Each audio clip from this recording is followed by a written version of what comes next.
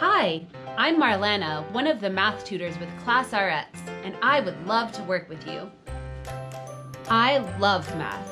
I was a math teacher at the secondary school level, and I loved it so much that I continued tutoring math all throughout graduate school, where I was studying at Harvard and Columbia University.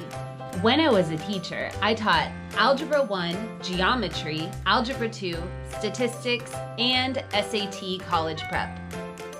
During my doctorate, I completed many advanced statistics courses.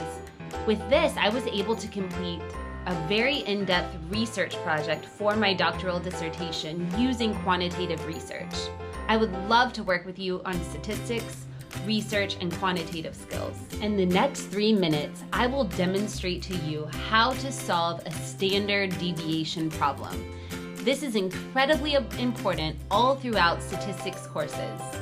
So what is standard deviation? Well, let's say that we have 4 random numbers. Let's just say that we have 1, 2, 3, and we have one up here at the top, 104.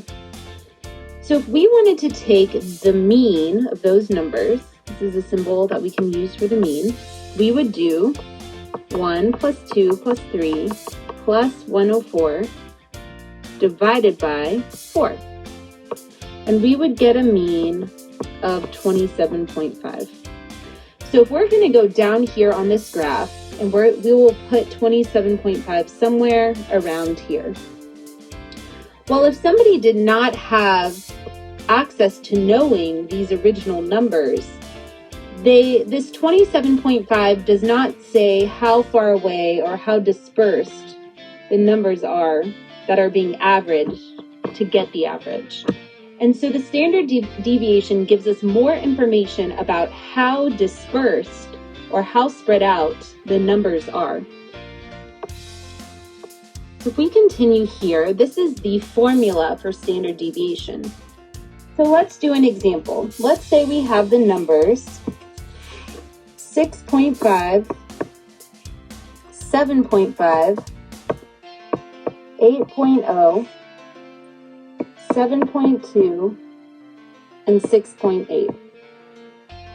Well, if we add those up and divide them by 5, we will get a mean of 7.2. When we want to plug the numbers into the formula, we'll plug each of them in and subtract the mean from each one. So we put in 6.5 minus 7.2, 7.5, 8,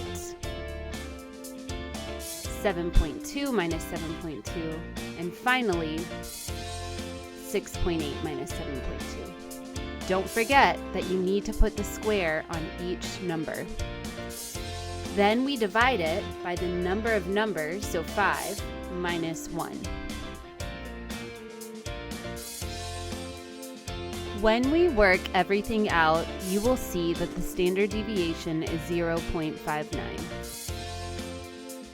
So what we have is that the higher the standard deviation, the more spread out the numbers are. The lower the standard deviation, the more together the numbers are.